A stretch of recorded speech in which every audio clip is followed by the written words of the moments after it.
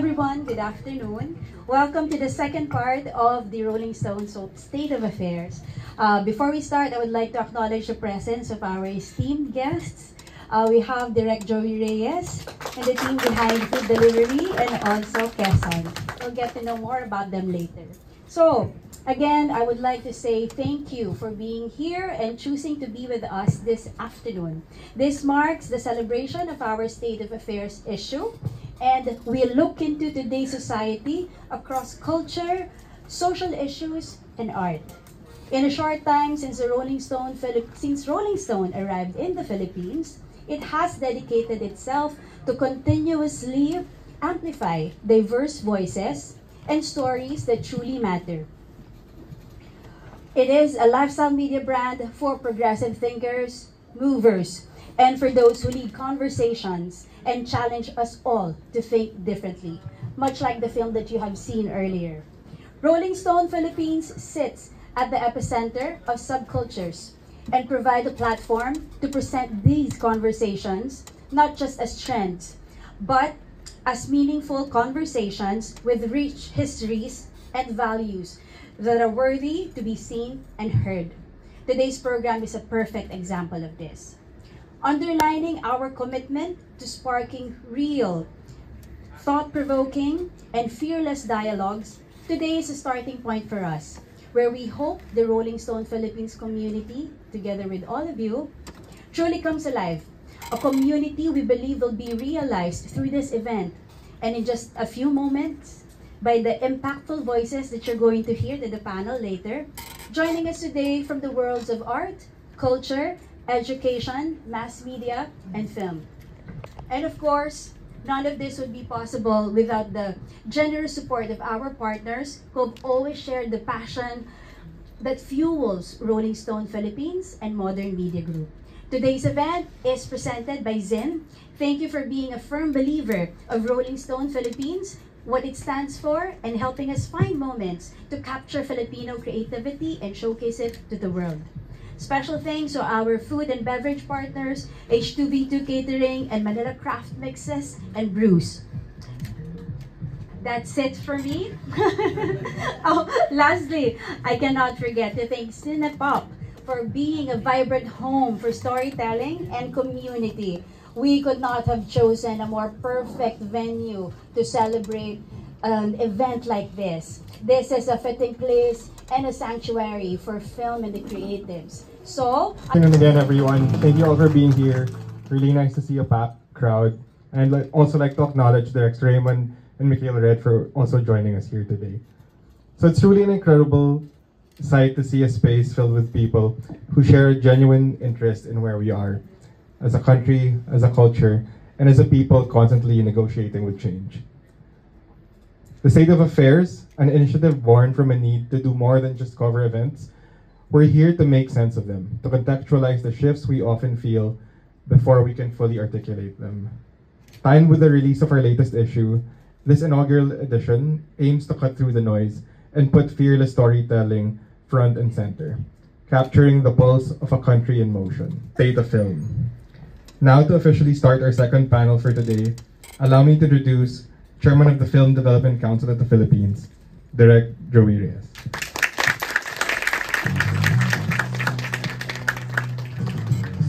Good afternoon, everybody. You know, the influence of film goes beyond mere entertainment, as we know, because it's a very, very powerful visual art form, as attested by the film that you saw earlier.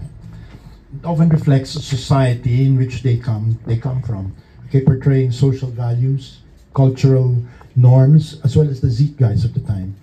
Films can introduce new ideas, influence trends, but more so challenge existing beliefs, affecting the audience not only to merely react, but then to move. For today's panel, particularly, we will explore the cultural value of historical narratives, their role in shaping the national identity, but more so and more interesting, how difficult it is to make historical narratives and historical movies. And now, joining me to elaborate on this topic are the great minds, sometimes I think insane minds, to even get into historical narratives and to create what we will later discuss as the Bayaniverse. First, let me introduce the director himself, okay, Direct Gerald Tarog.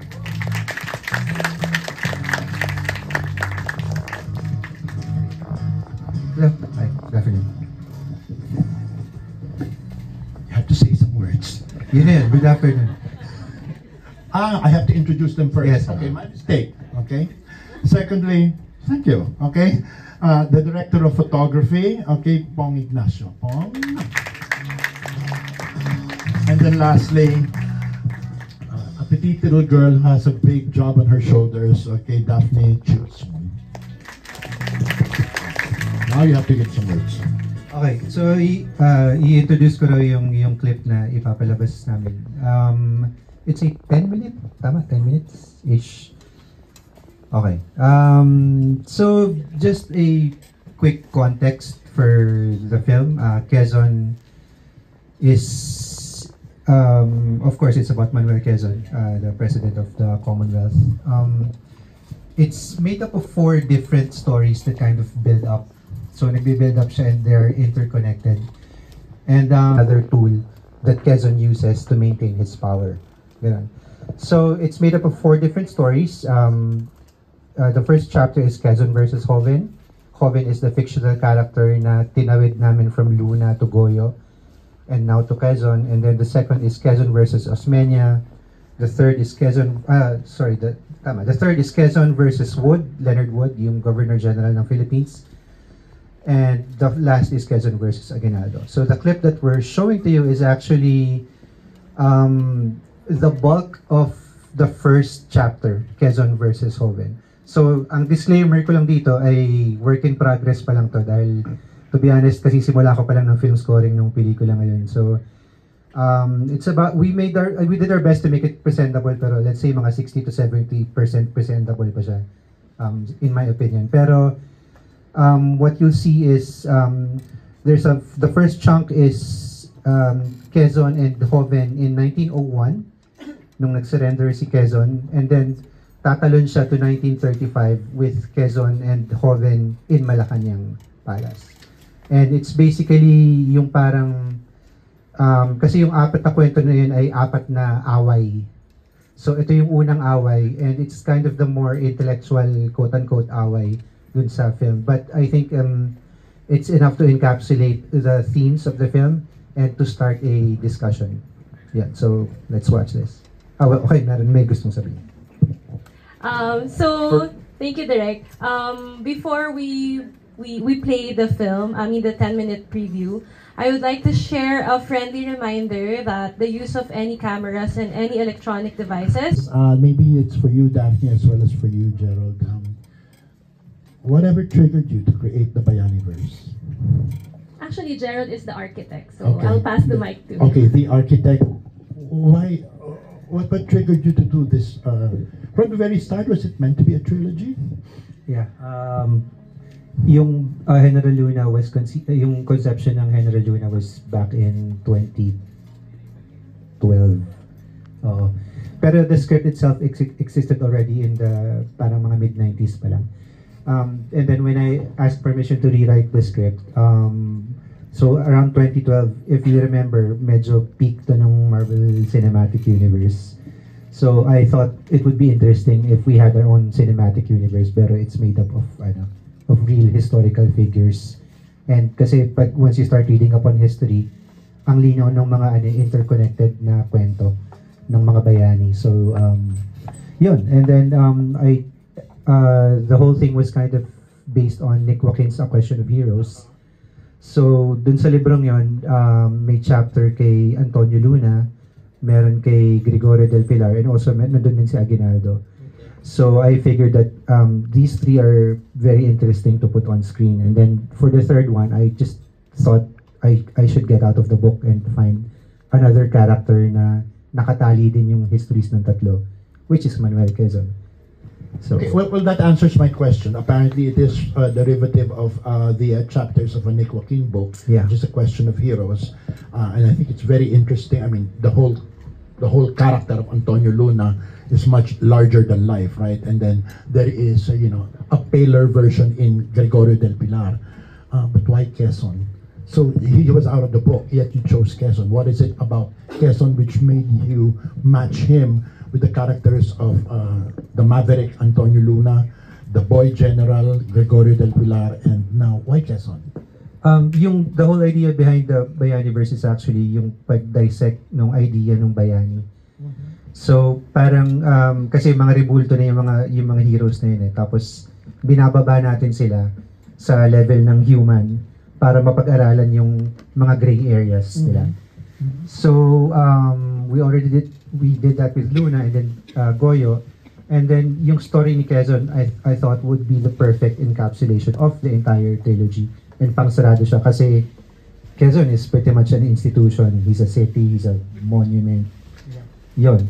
So ang nakakatawa is when you start reading upon his life, sobrang daming mga bagay na hindi nakakwento. Sobrang dami. Kaya parang ayun, siya yung parang pinaka-perfect na ibaba dun sa monument niya. So the whole point was really to demystify Quezon. Yeah, medyo, kasi yung A Question of Heroes was very iconoclastic. Binabasa niya talaga lahat ng So, ayun. Good. You know, what is so strange, I mean, watching that review, it's a kind of statement. Of course, I'm going to react prematurely based on the 10 minutes that I saw. It's a kind of statement that it's giving about Quezon and the real interest, his real interest about Philippine independence. And this reminds me so much of another film that I watched, which is Magellan, which again shatters an entire story of Magellan and Lapu-Lapu. I mean, uso pa to ngayon uso pa ngayon to shatter history? What do you think? Daphne being a producer, bebenta pa to? I think yes, kasi we're showing the human side, and I think it's really something the audience can relate to, being seeing a human humanify, na humanize yung protagonist in the film. So with this film, I think you can really relate also to Joven, the only fictional character. Well, not only then, pero now marami na sila. So he's one of the fictional characters na talagang makaka-relate ka as an audience. No, because my reaction is that you're not merely humanizing, you're actually demystifying, okay, and deconstructing history. Do you think the Filipino audience is ready for that? Do you think the scholars of UP, okay, or the officials of Quezon City Hall will appreciate this? Actually, karamihan naman ng mga nilagay namin sa Quezon nasa libro din.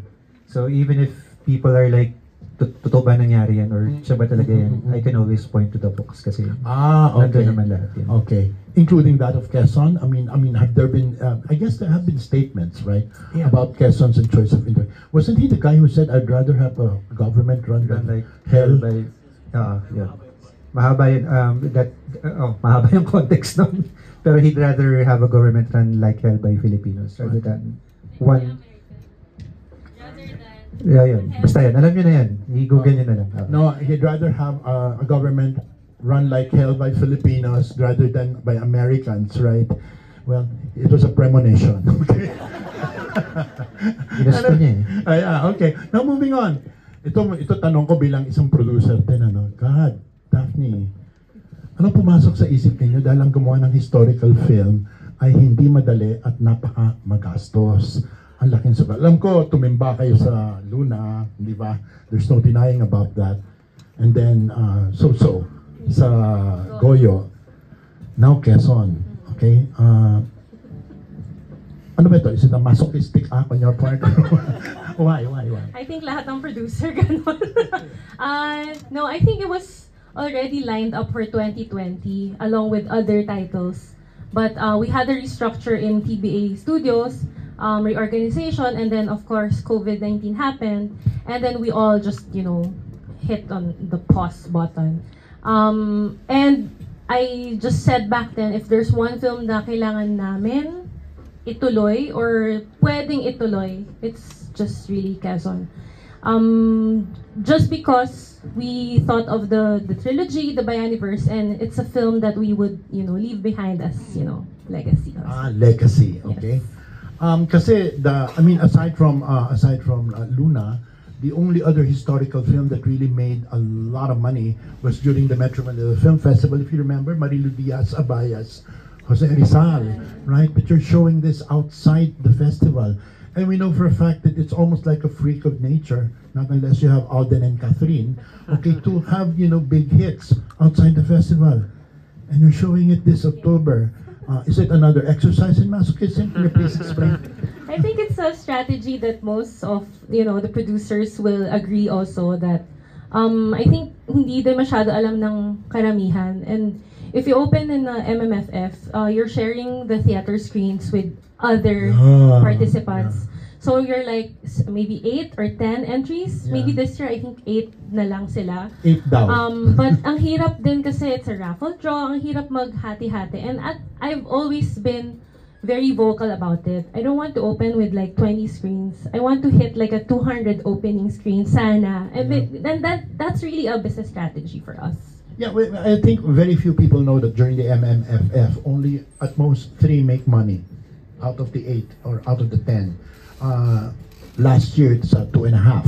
Okay, 2.5 made money. So yeah, maybe it's a good strategy. But then, how do you hope to sell this film? I mean, how do you intend to strategize in marketing this film, considering October is not exactly a very fertile month for movie making? I mean, what are your plans?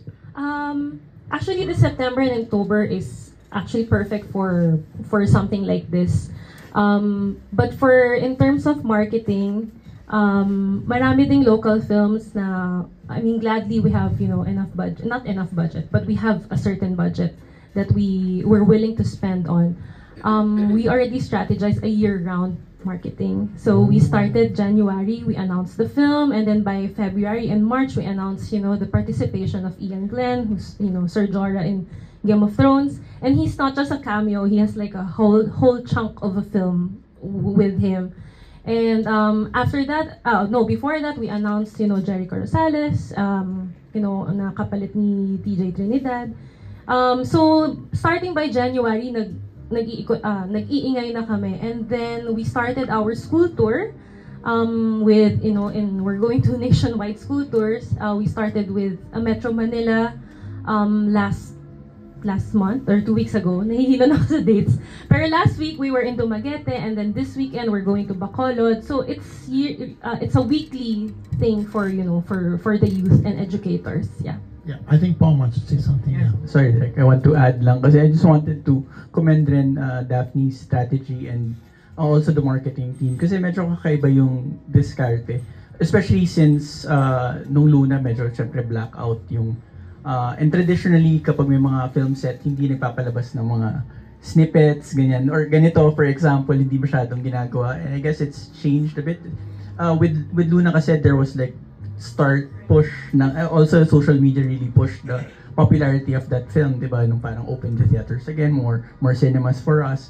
Ganyan. In a way, I guess, what I appreciate about the current strategy of our advertising and marketing is capitalizing on social media right away.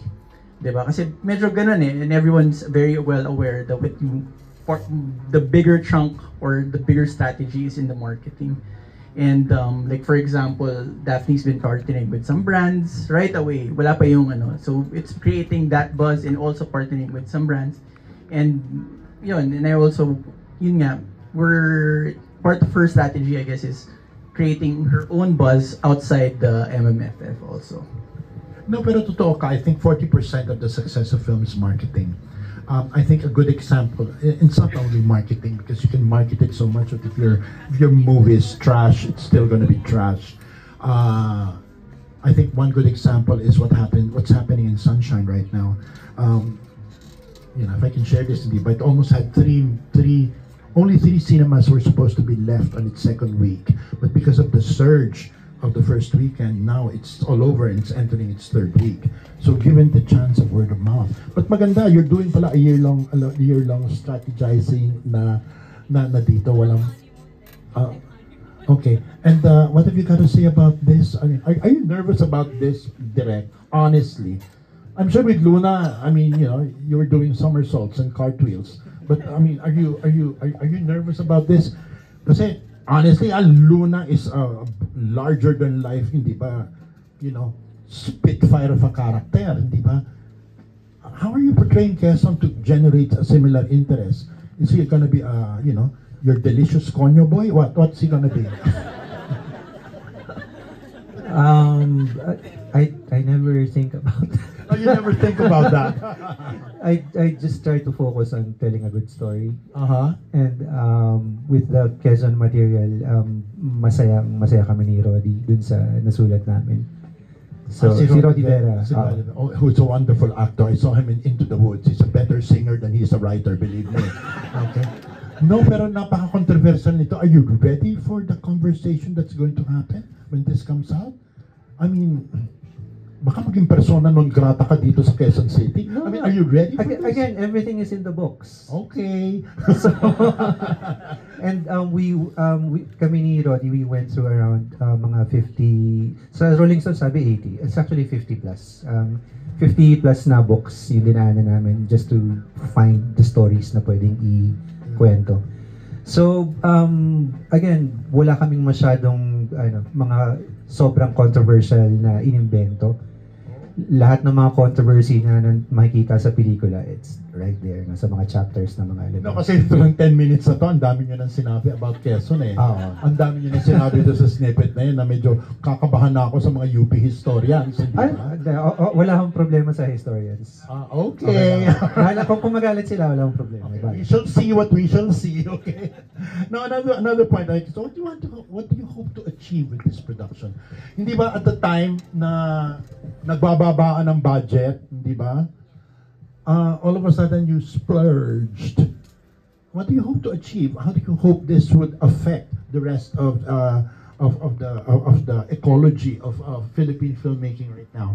I think first and foremost, it's a business, film business. I mean, the number one really is to be able to make the money back.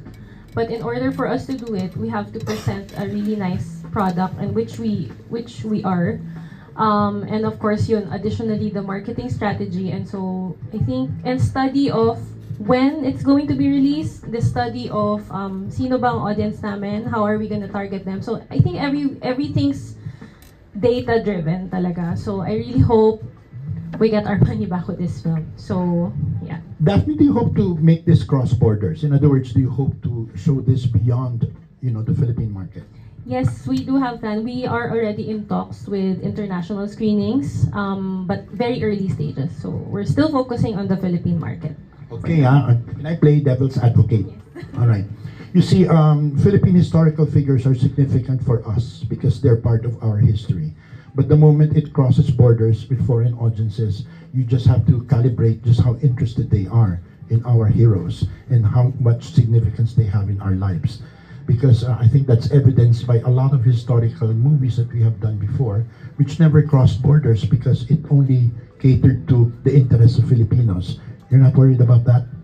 Our target really is the Filipino diaspora talaga. Okay. Yes, that's the very first. And then if it crosses over, then thank you. Yes, but yes. Okay, good Filipinos plugging. I mean, so first. you're doing the Hello Love Again formula. Pwede, pero ang laki nila. No. Yes, No. yes. I mean, kasi, di ba, Hello Love Again became number 8. The number 8 best-selling box office movie in the US. And that just goes to show how many Filipinos are in America, di ba? To create a number 8 box office here. So it's a nice strategy. I agree with you. Okay, plug ko lang, FTCP, okay, is currently in talks with DTI, okay, so that there can be a simultaneous worldwide distribution of films the moment it opens. It also opens in the Middle East and in Europe, precisely catering to the diaspora. Okay, so that, thank you. Okay, let's hope DTI agrees. So anyway, so that will work. That will work. Now, another question. Grabe ito. Okay, I'd like to ask Pong. Ang ganda, so far, ang ganda ng cinematography. What is the difference between doing a historical movie with that of a regular movie? Ano ba? The period really dictates. I really dive into the history of each milieu, I guess. Tapos for this one kasi nag-encompass talaga siya ng ang halos buong buhay ni Quezon eh. And it really picks up from Goyo. So, to be technical, for example, the lighting changes. Kunyari, may kuryente na sa Maynila noon. Dati Panegasera lang kami sa Goyo sa Casaluna. So, the production design team and I were very excited. Oh, pwede natin i-showcase yung Art Deco. The colors are different. And actually, there was a bit of a challenge also. I want to share also. There was a challenge for me kasi iba-iba yung timelines ni Gerald's storytelling niya. So there was also a color shift and a lighting change and sometimes a filter change and aspect ratio change so that medyo ma-communicate clearly what part of Quezon's life you are in. Yeah. So for example, I don't want to swing. Non-linear ba ang approach itong narrative na to? Oh, God, kawawa ka naman po. Yeah, yes. So yes, even the production design and yun nga, as some of the marketing will show, may Quezon 1 kami, may Quezon 2 kami, may Hoven 1 kami, may Hoven 2 kami. Pero sabi ko nga, direct kanina si Aguinaldo, isa lang, Simon Confiado ay forever. Para sa At saka siya rin yung tumawid from all three, all diba? three, yes. Oh my God, yes, he's the vampire Lestat. So it was quite a challenge also direct to study each, I guess, era na we were trying to communicate in the film. Okay, let me hit you now, Gerald. Gerald, are you so particular about the authenticity of the film in terms of the design and in terms of the visual statement that it gives? Dinedelegate ko yan sa kanya. At saka okay. kay Monica. Okay. Oo. So parang it's more of since sobrang lalim at lawak ng kwento, I kind of have to delegate some of yung mga authenticity and stuff. Mm-hmm. So in terms of research sa buhay niya, yun yung trabaho namin. Okay. Pero pagdating doon sa mga detalye, sina Monica at saka sina Pong na. Okay. And then submit na lang sila, tapos ako yung tiga-approve na lang na okay, sige. Okay. Tapos may tiwala ako sa kanila. So pag may mali dun sa detalye. Okay, sige. So, okay, Bong at saka Daphne, I mean, since ganyan kayo sa detalye, gastos yan. Gastos ba?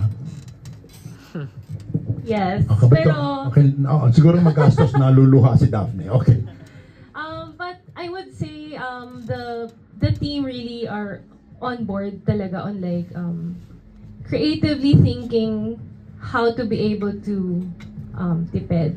Parang ganon. So, si Pong did a great job with equipment niya. Si Monica also and our locations. And yun nga, halos kung sino yung pwede namin makausap and bringing them, oh, we're making this film. We know that, you know, the audiences are not, I mean, they're back, but they're not a lot are back.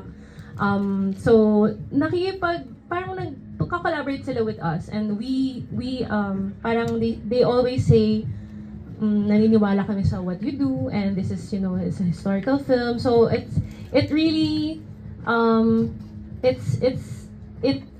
feeling na parang, may naniniwala talaga. So, that is one of the things that keeps us, you know, doing this. You know, Daphne, before I segue to my next question, last night I was in a theater performance and I realized how much it costs, okay, to buy a theater ticket. It's 4 digits, right? 4 digits for a theater ticket. Yet, the Filipino would not spend $400 and you know, scream bloody murder, $400 to watch a Filipino film. So what will make them spend $400 to watch Quezon, Daphne? I don't know. This film is going to be exclusively in cinemas also. We're not, we don't have any plans on Are you doing a streaming limited you know, cinema circuit? In other words, it's exclusive. No, it's okay. nationwide, but Okay. exclusively on the big screen. Okay. Because it's made for the big screen. It might be in the streaming, but matagal pa. So that's really one of the firm strategy also that we're doing, because I don't know, I'm really an advocate for the big screen, Yeah, and maybe you know, our teammates here also, and one of the words that, you know, I really agree with Sean Baker, you know, the director of Anora, when he was receiving his you know, award, Oscars award, is he's addressing to filmmakers to keep, you know, making films for the big screen. He's addressing to, you know, the parents, please bring your children to the cinemas, and, you know, maybe they'll find the love for cinema inside the theaters. And he also addressed like the film distributors, please, consider first and foremost the theatrical window for your film. So I really agree with that, and I think I live that wholeheartedly. And so I don't know, maybe nahawa ko din sila Gerald and Pong with that. So but on the other hand, also we are also considering the inflation and all, but I can also announce this, that we'll have a student and teacher prize, but as to how much that is, we'll be announcing it. Yes. Well, I'd like to hear what you think. Bakit ganon? Bakit ang gumagasta sila ng libo-libo sa mga konsyerto at sa mga teatro, pero bakit hindi sila nanonood ng sinihan? Kahit bahagya lamang ang presyo. Do you think, ano yung mga factors doon? Well, I guess one aspect is yung kung sino yung nanonood ng mga play na yun. Hindi naman siya parang, di ba, man on the street, di ba? So I guess iba yung budget ng mga tao na nanonood ng play at willing to spend that much. So ang pelikula ay mas, I guess, wide net ng Huy po, nag-research kami dyan ha. Sige, direct. Plug ko na yung FDCP, ni-research namin. Di ba? Sige po. No, we made a research, an intensive research, and we found out that the C and D audiences do not watch movies anymore. Simply because they can't afford it. Yes. Okay, C and D audiences don't watch. Only upper C and B and C, even the A, do not watch Filipino films. So, BNC po. Oo, BNC. So, nakakatakot, hindi ba? Nakakatakot. Sinabi mo na yung mga nanonood ng teatro at konserto, talagang dedicated market yan, hindi ba? May nagbanggit nga kanina, I forget kung sino. I think it was John T who told me, John T over there, na even daw sa kondo, ang mabilis mabenta yung mahal kesa doon sa mamurang mga kondo. So, ini-interpret kaya sa pelikula kung paano tayo mag-aano kasi sayang kung hindi mapapanood. What do you think? I think yun nga kunyari, aside from theater, di ba, meron ring mga concerts na ginagastasan din ng mga even younger audiences, no? I guess it's more spectacle, and sabi nga nila, the younger audiences are looking for an experience. Yes, that's very true, na parang kakaiba, na parang hindi, siguro, and ito, some sort of insight na napapansin ko with younger generations. Kunyari, for example, as someone who's enthusiastic with photography, bumabalik yung analog. Diba, napapansin nyo? Meron kasi silang hinahanap na tangibility at ownership sa kanilang experiences sa napakasimpleng pag-take ng photograph. So there's some sense in that, na I believe in them, na siguro when you serve up something that's specific and or original to them, they will definitely relate to it. I actually really see that happening. So but kung kunyari masyadong madla, masyadong parang yun nga, kunyari you scroll through Instagram and everything's just the same and it's being fed the same thing over and over again, and it feels like the younger generations want ownership of what their taste is like. Yeah, so that's I think that's the shift, and I feel like it's soon to happen, and I feel that our film is quite compelling and quite an experience also. Parang back to basics then, like, why is vinyl all of a sudden yes, such an obsession for music after all the after all the Spotification? Oh my goodness. Okay, the director of food delivery is very restless. Yes, you want to say something? Maybe just to share our experience when we launched a food delivery in Rockwell. The ticket cost 1,000 pesos, and some groups are even buying a seat to watch food delivery in one cinema, 5,000 pesos per seat, just to watch food delivery. So having said that, I think it's also about positioning the film and really speaking to the market, to your market.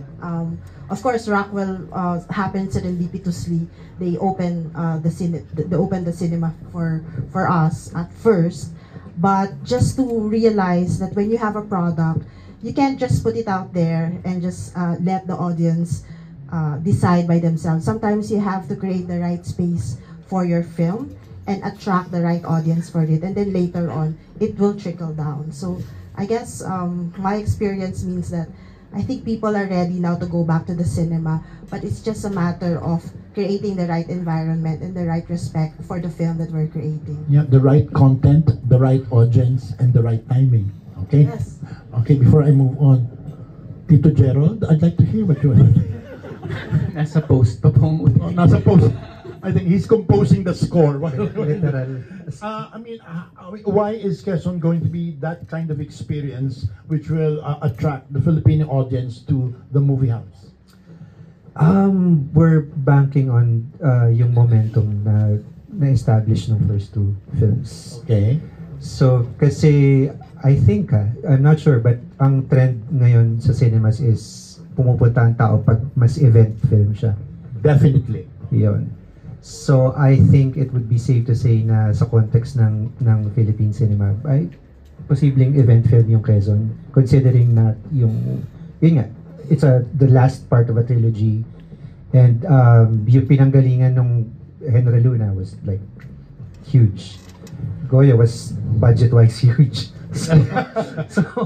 So ayun, we're hoping na that's enough momentum and goodwill and curiosity. Kasi so far sa online, marami namang excited. So. But of course, with what you're saying, you're actually terrifying Daphne. Because in order for this to be an event, that is supposed to be something which you should do in order to make it and create it to be an event. Now, I have another question, which has been bugging me for quite some time. Why Jericho? Hindi, actually, nung nag-back out si TJ, automatic na pumasok si Jericho sa isip ko. Why? Kasi kaya niyang i-match yung energy ng character sa script. Siya lang yung naisip ko na kayang-kaya. Wala nang ibang second choice after... No, kasi when I think of Jericho, nakikita ko surfer dude, no? So, why? Hindi ba? Okay. Yeah. Why Jericho? Because I'm very impressed because even, the kind of, not naman impersonation, but the kind of, how he similarly looks like Quezon. It's really about the energy. To be honest. Kasi kahit nung mga rehearsals namin, even with nung pumasok si Benjamin Alves sa rehearsals, pinagtabi ko silang dalawa and then we made sure na yung energy na nagma-match sila sa energy. So, and kasi dun sa 10 minutes pa lang kasi yung nakita niya. So, pero the whole thing is really sobrang intense and passionate ni Quezon as a person. So, Echo was very much capable of and what really intrigues me right now is what is important is the intensity and the passion of the Quezon character in order to make this movie really explode and shine. And now I'm beginning to think of whether or not this passion was really meant for a nationalist purpose or a personal purpose. Is that the whole thesis of the film? Can you clarify? What? Was he there for the Philippines or was he there for being Quezon? Well, yun yung tanong na gusto namin i-post sa pelikula. Pag napanood, hindi namin sasagutin yung kayo yung sasagot mo. Oh, shucks. Yun. Now, what do you think will be the influence of this film, hopefully in affecting other Filipino films to be done in the year 2025-2026? Oh my. But first of all, I'd like to thank Direct Joey and FDCP because the film is an incentive of FDCP's Create PH grantee. So the strategy there was the seed grant for us to be able to find other funders. So thank you for granting us the money. Ayun.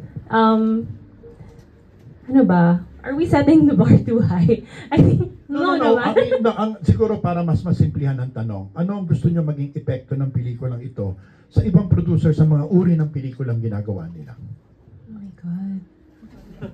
So, hindi naman sinasabi na masayanig kayo, pero anong hopefully magiging influensya niyan? Alam naman natin na may mga producer na gumagawa ng pelikula na 1.5 million na lang ang budget, hindi ba? I think yung current, especially slate ngayon ng mga pelikula, I mean, as you can see with Sunshine and Baby Ruth's film, Food Delivery, are very compelling stories. I don't think nauubos yung passion ng mga filmmakers gumawa. It's really in the producers? Yes. Now, kung sana po may sumagot nung, I guess,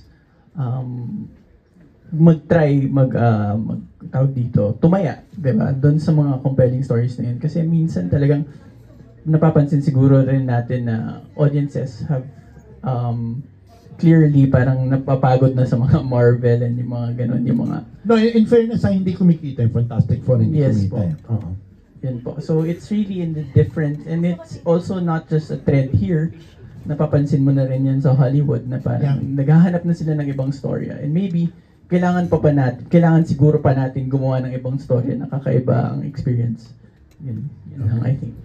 Gerald, ano ang takeaway nila dito sa pelikulang ito? Kung meron mang gusto mong maalala sila sa pelikulang ito, ano yun? Babalik lang ako dun sa idea ng entire trilogy, which is kasi tinatry naming labanan yung it's a cultural thing, yung tendency natin towards hero worship. And once you start doing that, it's all black and white. A person becomes black and white and a one sentence summary na good person or bad person. But ito rin yung sinasabi ko dun sa school tours. Once you start reading upon history, it's really a series of events where good people do good things, good people do bad things, bad people do bad things, and sometimes bad people do good things. And Quezon is like one perfect example of that. He's a very, very complicated person na marami siyang inilaban sa bansa, but at the same time, he's so problematic as a person. So, ayun, yun lang yung gusto ko na pagkatapos ng trilogy, audiences will come out thinking, not automatically going into hero worship towards certain people. Parang Yes. Alam mo, kinakabahan ako dito sa ganitong klaseng kaisipan. Ano, baka naging uso to, wala nang matirang hero sa bayan na to. Hindi ganun. My God, I'm will, just so worried they'll go into the secret life of Tandang Sora. Hindi mo we will always need people to look up to, for sure. Yeah, but then it's good to see the human side and the very fact that heroes are not gods. That it's their vulnerability that makes them unique. But then heroism also emerges from the vulnerability, right? Yes. Okay, and then one final statement from all three of you. You know what? Sayang, may time pa. I'm going to kasi look at this audience. Magpag Q&A, bawal, walang time. Oh shit. Okay. Anyway, so I'll start with Pong. Pong, what is your statement? Why is Quezon the movie important? Bakit pa? Actually, Uy, sagutin mo ng matino yan, nakakahiya. Oo nga eh, nakaka-pressure naman yung tanong. It's funny that I fall into making a trilogy of historical figures because I'm very much into history.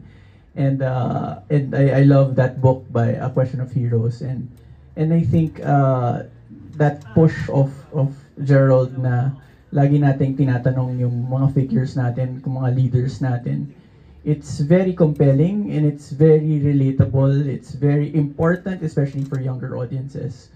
And ito yung final statement rin nung pagsara ng kwento ni Gerald. And I think I think audiences are waiting for that. And buong-buo yung statement and cohesive yung tatlong yun at yung experience na yun, I feel. So that's why yung thrust na yon at yung pinag-aaralan natin sa history na napaka black and white at na prove especially nung General Luna na parang sa totoo lang hindi siya ganun kaklaro at yung mga characters na yon na tingin mo basang-basa mo na ay sa totoo lang there's a lot more and history is a lot more absurd, history is a lot more brutal than what you actually think. It's definitely a lot more complicated and that's what I feel like these films are proving. Daph? Why Quezon film is important is it's actually a film that after you watch it, it'll spark critical thinking to the audiences, and I think that's really important for us, not just being Filipinos, but being a citizen of a country, and how you look forward to becoming a better person for you to have a better country. And we made it with love, lots of love, and it's a cinematic experience that we want you to not to miss it, and we're very proud of the film, and we really hope you're gonna be proud of it too. So yes, thank you. Okay. And finally, Gerald. Gerald, before you speak, let me personally say how much I appreciate, how much I admire the amount of work you've given in completing this Bayaniverse. I knew how much of an uphill climb it was to do Luna, and then the problems that you underwent doing Goyo. And for you to pursue Quezon and to finish this Bayaniverse, is for me, I said it's either an act of martyrdom or an act of absolute self-immolation, no? But I really, really appreciate it, and I think I hope the younger generation of Filipino directors will see that there is a responsibility to the kind of films that we make. That being a filmmaker is more than just being a rock star. Being a filmmaker is to come up with statements which hopefully enrich and solidify the culture of a nation. So, give your statement now, my hero. Si Daphne ang pasalamatan nyo dahil siya yung naghahanap ng financing. She made it happen. So, yeah. To be honest, even as early as General Luna, I was never confident na magagawa yung entire trilogy. So, nirewrite ko yung script and then pagkatapos ko isulat, sabi ko, wala akong perang mahanap dito. So, I forgot about the project. And then suddenly, bigla na lang tumawag sina Ed Rocha, sabi may pera na, gano'n. So, nagulat ako and parang, sige, gagawin ko na to. So, napasubo ako bigla. And then with Goyo, of course, rode on the success of Luna. And then with Quezon, it's the same thing. Sinulat namin yung script and then I was very happy with it. But when all of that happened, yung pandemic, yung restructuring, etc., kinalimutan ko na siya. Sabi ko, hindi ako makakahanap ng pera dito. And then Daphne, one day sabi, game na, okay. So, by hook or by crook, so napasubo na naman ako. So, again, maraming salamat kay Daphne because she made it all happen. Yeah. As to my statement, suportado ni Mayor Joy yung pelikula, so hindi ako persona non grata sa. Thank God. Okay. Actually, nasabi na nila lahat ng importante. So I'm just hoping na come October 15, lahat kayo papanoorin yung buong pelikula at susuportan. And if you like it enough, you'll tell people about it and hopefully it'll start something, maybe the seeds of another rebirth of Philippine cinema and the movie-going experience kasi sobrang importante nung collective experience ng panonood sa sinehan at hindi nakalak lang tayo sa mga algorithms natin. Yeah. Na paminsan-minsan nag-intersect pero it's not enough. So we need this experience. So yeah. On the final word, no? I mean, kasi we all know the dismal state of Philippine movies now. Maybe the gleam of light, okay, that we are seeing right now at the end of the tunnel is that we have Sunshine, which is getting an audience and making money, thank God, and then Food Delivery, which is creating excitement. Two films made by women, okay, two films made by the Filipinas, okay, and then now we have Quezon. But let us be aware that if we want to bring back the life, the vibrancy, and the significance of Filipino cinema, it's not just the job of filmmakers and film artists like Daphne, Pong, or Gerald, not only about the producers, but it's more so with the audience. It all depends on the audience. Kung hindi tayo maniniwala sa gawa ng Pilipino, sino maniniwala sa atin? So, napakahalaga na bigyan natin ng suporta ang mga pelikula na makabuluhan o kahit na yung mga pelikula na kumakain lamang ng ilang oras natin, nagpapatawa o nagpapaiyak sa atin. Ang importante kapag gawa ng Pilipino, bigyan natin to ng wastong respeto. Dahil tulad ng sinabi ko, kapag hindi natin pinaniwalaan ang ating sariling kakayanan, wala tayong saysay sa pagiging Pilipino. So with that, mabuhay ang pelikulang Pilipino and mabuhay ang Quezon. Thank you. Ay, may picture taking daw kami.